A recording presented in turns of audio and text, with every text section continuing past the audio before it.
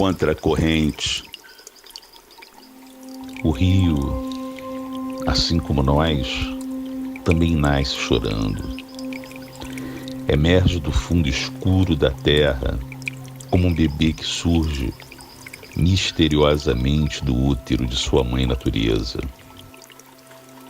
O pranto recém-nascido do olho d'água aflora de um lençol freático e depois vai experimentando vida, ganhando força, se avolumando.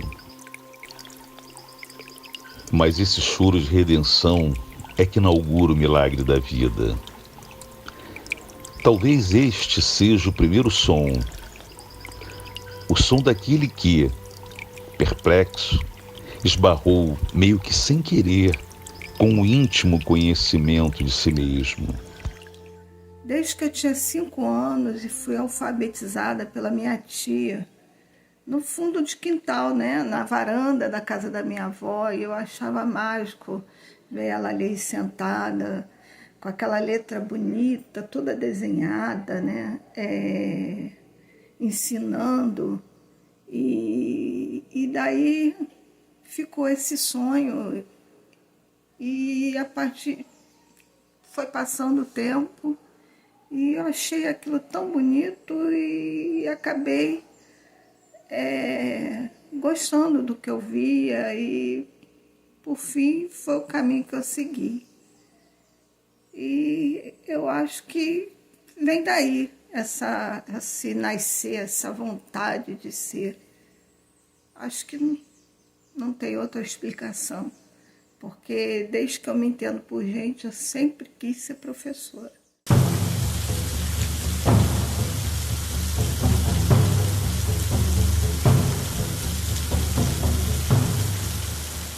Era uma vez um professor, era uma vez um rio, ambos ganhando volume e força, encharcando terras e gerando civilizações em torno de si, matando a nossa sede no sentido literal e figurado.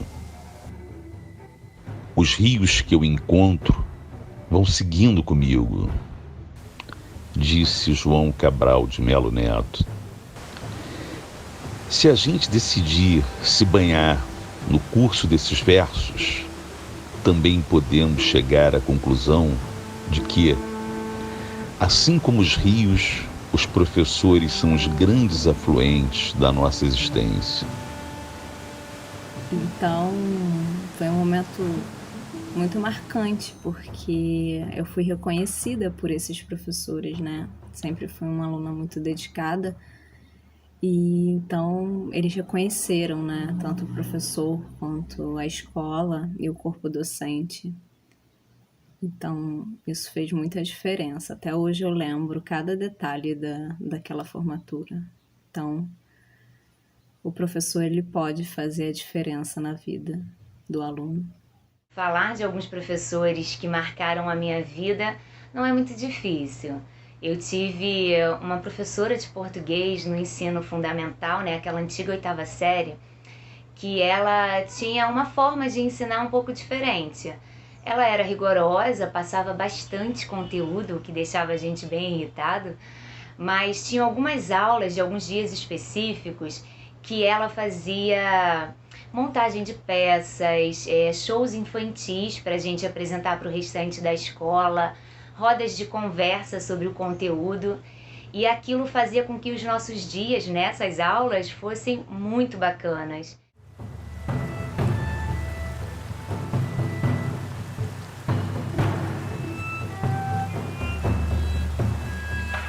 O rio murmura como alguém que pergunta: se não eu, quem? Se não agora, quando?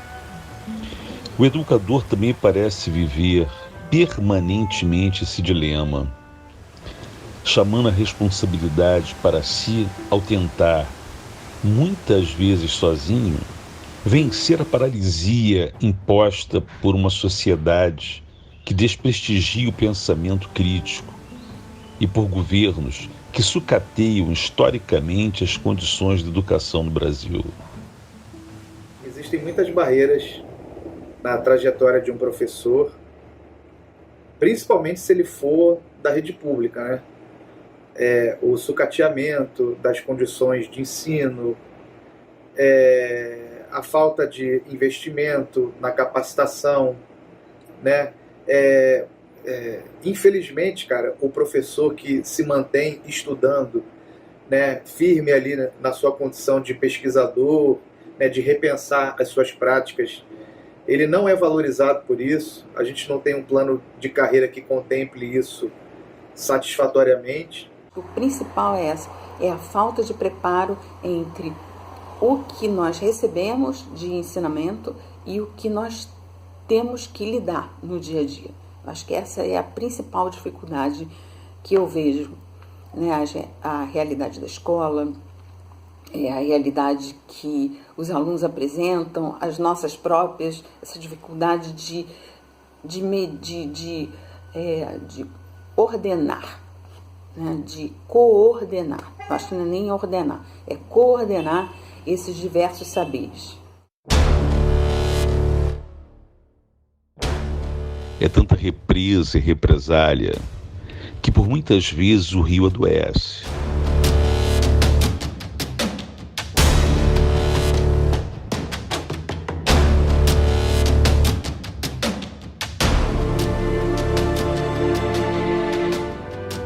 E como, se não bastassem os problemas habituais da educação brasileira, a pandemia do coronavírus veio para secar vários dos nossos rios, provocando o deserto e o silêncio da escola vazia.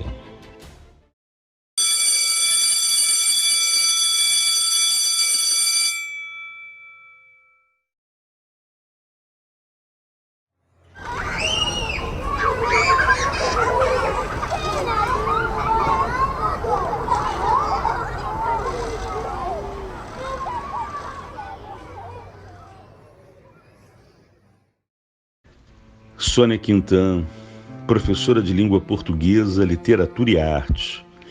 Era rio de vida intensa que fazia germinar, do solo de São Fidélis, uma juventude autônoma e promissora. Marcos Vinícius Quiroga, professor que inundava o saber com sua caudalosa fonte de conhecimento. Publicou mais de 26 livros e ocupava a cadeira 7 da Academia Carioca de Letras.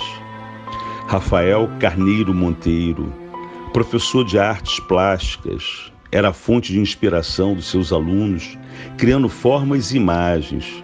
Revelando poesia e força, se tornou um membro importante da gerência de leitura da SME. Maria Helena, Andréia, Luiz, João, Regiane, Jorge, Rose, Higino, Fausto e tantos outros. Todos eram professores que deixaram seus alunos na aridez de um luto sem precedentes. E o cuidado maior é você não pirar.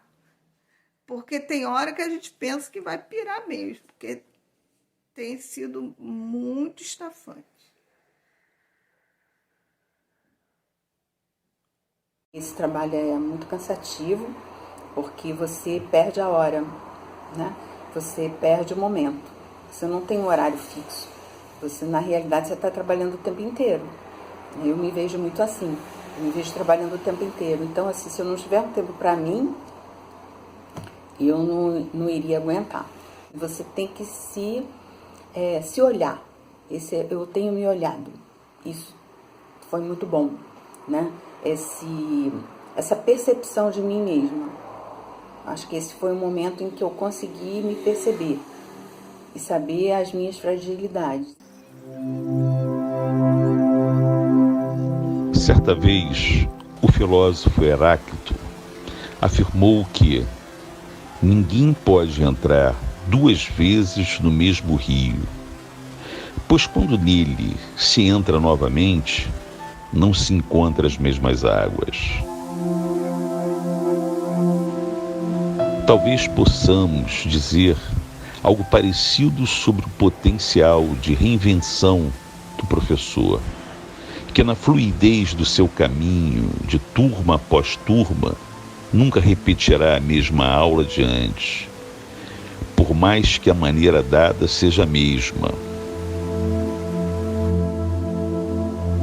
Portanto, não tenham dúvidas de que o professor, manancial por ora represado em seu isolamento social, ressurgirá ao final dessa pandemia ainda mais potente, vertendo o fluxo de sua existência sempre em benefício daqueles que ousem se aventurar em suas águas.